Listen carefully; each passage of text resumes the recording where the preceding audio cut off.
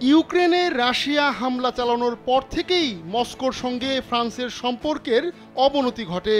এজন্য প্রায় ৩ বছর রুশ প্রেসিডেন্ট ভ্লাদিমির পুতিনের সঙ্গে ফোনালাপি করেননি ফ্রান্সের প্রেসিডেন্ট ইমানুয়েল মাখো। তবে এবার কথা হয়েছে এই দুই নেতার। দীর্ঘ বিরতির পর এই ফোনালাপে মূলত ঠাঁই করে নিয়েছে ইরান ইস্যু।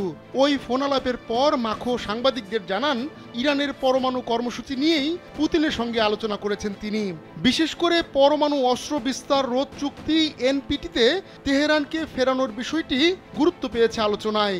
তার ভাষায় এ নিয়ে একটি চুক্তিতে পৌঁছানো খুব জরুরি, কারণ স্থিতিশীলতা নিশ্চিতে ফ্রান্সের দায়বদ্ধতা রয়েছে। গেল ১৩ জুন ইসরায়েল হামলা চালায় ইরানে। মূল টার্গেট ছিল বিভিন্ন পরমাণু স্থাপনা গুঁড়িয়ে দেওয়া। এক পর্যায়ে ২২ জুন ইসরায়েলের অভিযানে যোগ দেয় যুক্তরাষ্ট্র। ইসরায়েলের আহ্বানে সাড়া দিয়ে ওই দিন ইরানের গুরুত্বপূর্ণ ৩টি পরমাণু স্থাপনায় হামলা চালায় মার্কিন বোমারু বিমান।